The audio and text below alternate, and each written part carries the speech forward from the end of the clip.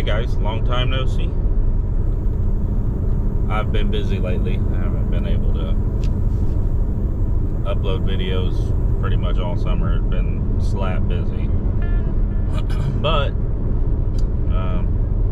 as y'all may know, whenever you upload certain kind of videos, the YouTube app will also feed you those kind of videos to a certain extent.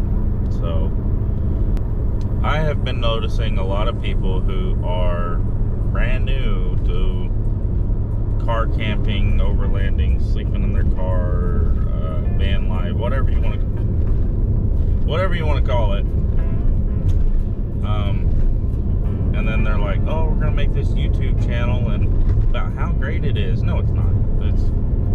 I mean, it can be, but it's not like it's always great. They're just not giving you the full details. This is coming from somebody who's been doing this since like early January 2014.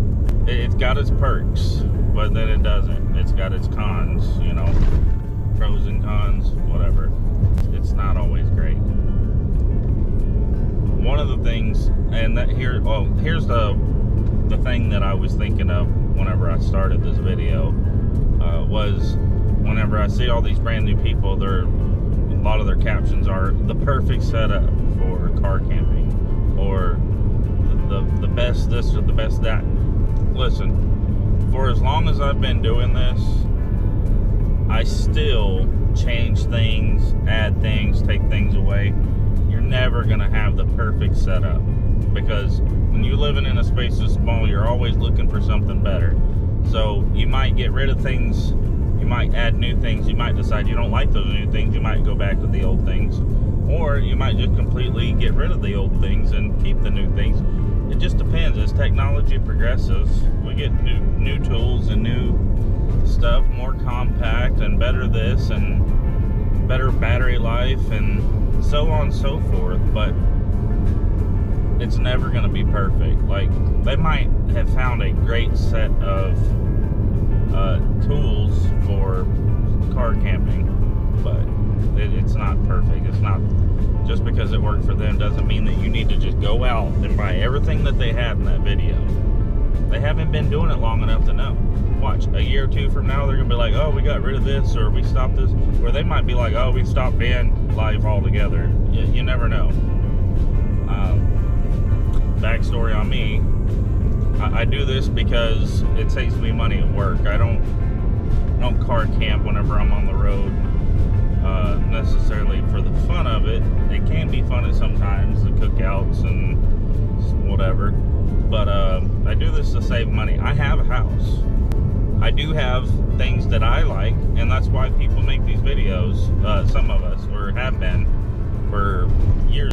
I'm just too straightforward, and everybody else is always like happy-go-lucky and high energy this and high energy that. That's not me. I'm just gonna tell it like it is. It can be cool, then it can suck. Whenever you're a week and a half stuck in the same car because you're stuck in snow, highways are shut down, or you're up in North Dakota or Montana or somewhere where they shut the highways down and you're just stuck there, it can suck.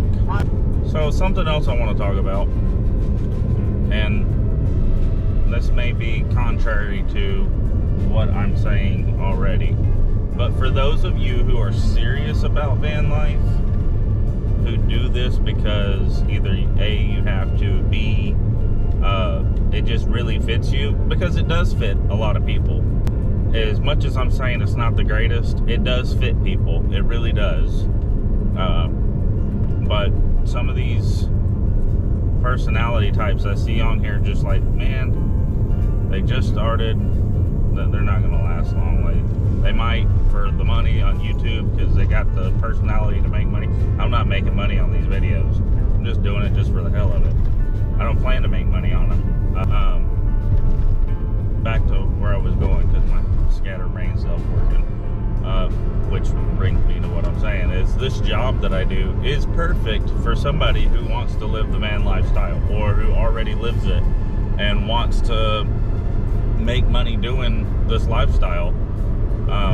You could literally work and live in your van doing what I'm doing. I don't know how else to say. I do pilot car escort work, not escort by you know, that you find on the corner, but that's what they call us. We escort things like a police escort. So we escort things from point A to point B. We're also called a pilot car, but you know, a lot of people are like, "Oh, you fly planes?" No, not oversized loads, buddy. Anyways, that's what I do. You can make good money doing what I'm doing. I'm not going to start throwing numbers around. I'm just going to say that it pays the bills for me, and I have a house payment and stuff like that. But if you don't have a house payment and you strictly want to live in a vehicle and use somebody else's address for a home base, you can bank. You can make a lot of money doing what I'm doing. You're clear after the black truck.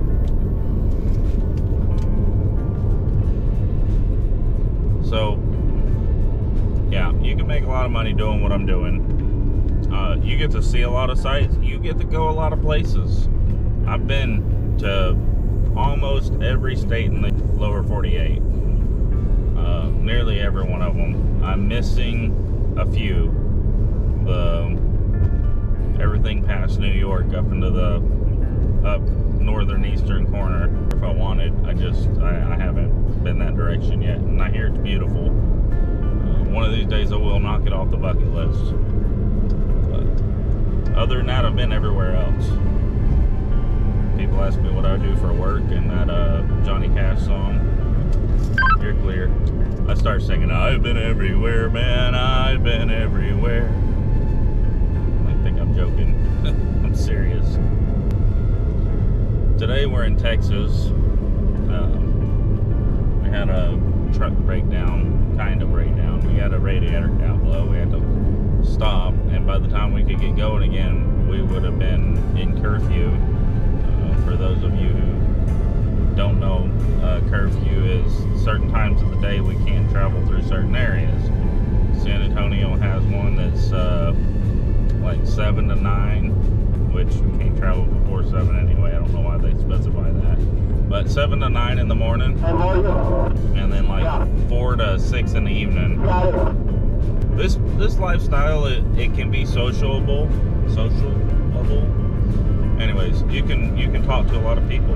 There's a lot of times I'm by myself. I go sit down in a cafe or a restaurant somewhere, especially around where other truckers are, truckers or pilots, and I just sit and I talk to strangers. I mean, they say don't talk to strangers, but I talk to a lot of strangers, and I meet a lot of people who are really cool. And then I have the people I work with, I talk to them a lot. But then again, on the other half of that, it's really for people who can be by themselves, who don't have to have that social interaction. It's nice for people who like it either way, but it's I mean, for people who don't like to talk to people, or what do they call it, introverts, this is the lifestyle for them. This is the job for them, because you don't have to talk to people that you work with. You can show up and do your job, and then flag your car down for the day and be done. Go park up somewhere, go cook, go set up your little camp area. But doing a job, you'll find that you don't really set up camp as much whenever you're working, because by the time you've worked all day, it's, you know, you just want something quick and easy. So you like break out a little 1-burner stove or something, make something quick, or go through a drive-through. But this is a great life for people who are introverted. Extroverts, you're gonna lose your mind. You're gonna run out of things to do, run out of things to talk about, and it's gonna drain your soul. So while editing this video, I realized that I didn't really film an ending to it. I guess I got busy that day and didn't really get around to it. I got a couple of days of filming stacked up, but anyways, that was my rant. and my advice for people who actually do want to do van life, but don't have a means of making money. It's a great job. So yeah, that's the end of this video. I will see y'all on the next one. Thanks for hanging out.